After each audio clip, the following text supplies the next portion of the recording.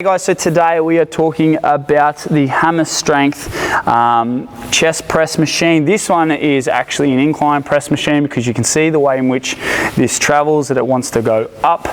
You'll find, well, that being said though, you could potentially manipulate this so that you could do very much a sternal head. However, me personally, I would use this particular machine in order to attack my clavicular head. So the first train of thought is actually seat height.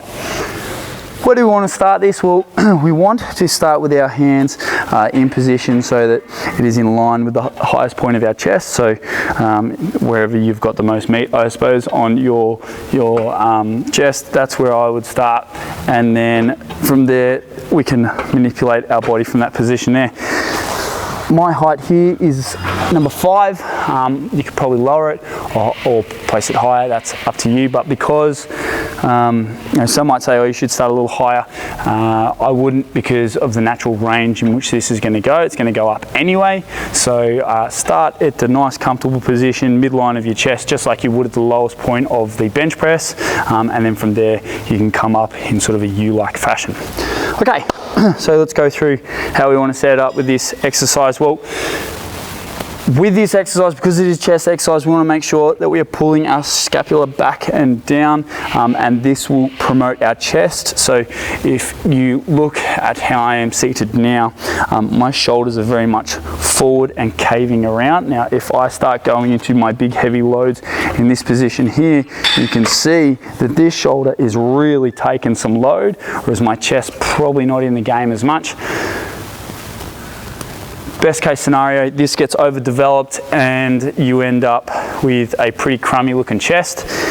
Worst case scenario is this gets really overloaded and starts causing you all sorts of pain, which then transfers into other exercises, and people start to hate things like dumbbell press, bench press, all sorts of presses, because of 2 reasons. One, they can't really feel their chest working, and number 2, that it causes them all sorts of pain. So first point of call is that we want to create a flat back by pulling our shoulder blades back and down, just like this. It really promotes the chest and takes the shoulders out of the game. Because the chest is promoted, it's really going to do the majority of the work, and your shoulders aren't going to get in the game as much. That's number 1. Number 2, we can start to create a greater thoracic extension. So this position here is what we call thoracic extension. We can create a greater thoracic extension by simply placing our feet underneath our backside, placing our backside up against the backrest, and then pulling back and down as if I'm trying to put my shoulder blades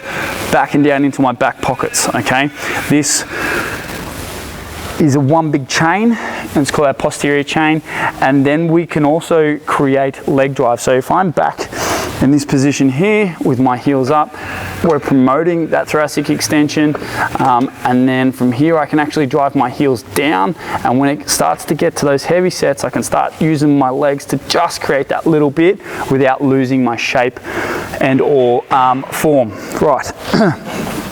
So that being said, a lot of people can feel this through their lower back. So if you are one of those people who feel it through their lower back, just then create a nice stable base by placing your feet slightly forward, but then push your energy back into the bench. So create 2 points of contact. Number 1 point of contact is your lower or your backside wedged in to the bottom portion of the bench, and number 2 is your flat back portion, so your scapula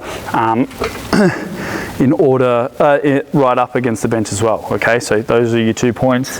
For those who may not know what I'm talking about with flat back, our scapula sits very over exaggerated, but sits like this in our body.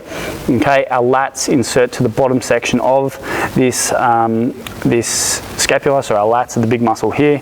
Okay, what we're aiming to do is pull them back and down, and this will create a flat back for us to work from.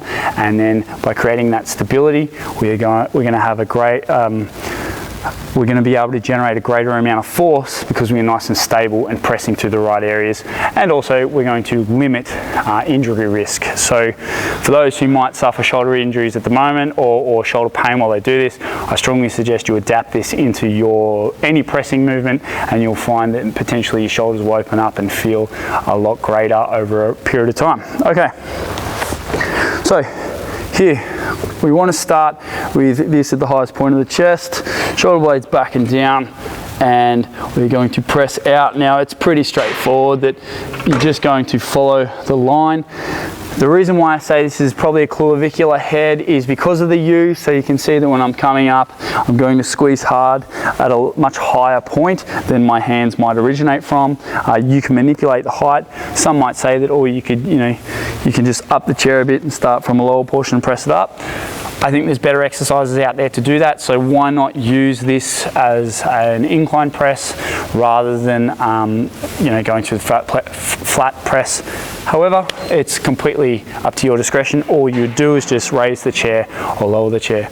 And that's about it, team. When it comes to hands, what I would suggest you do is create what we call a bull grip. A bull grip is eliminating the load being subjected to your wrist. So if I'm pushing down like this, all that load pushing down is driving down and into no man's land and is subjected to our wrist and how strong our wrists are by simply changing our hand grip. So running the bar from the inside here down to the bottom portion there, or follow your where those bloody stupid fortune tellers would read your palm, okay, where your bottom section of that palm reading would be.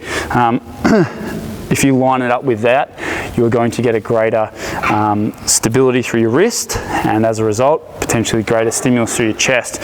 So how do I set this up?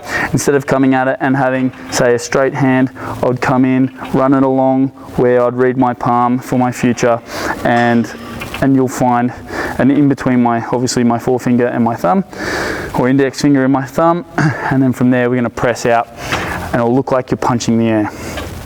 With your elbows, keep them semi-tucked, so we're looking at a 45, we're coming up in a 45-degree angle. This will play much nicer on your shoulders because our shoulder joint is designed to run at a 45 rather than being up and at a right angle. Okay, so slightly drop those elbows, press through, you'll get really good chest activation, and again create your 2 points, so your lower portion of your body with your hips are jammed up against the back of the bench, and then pulling your shoulder blades back and down. Team, that there is how you want to go about doing an incline chest press.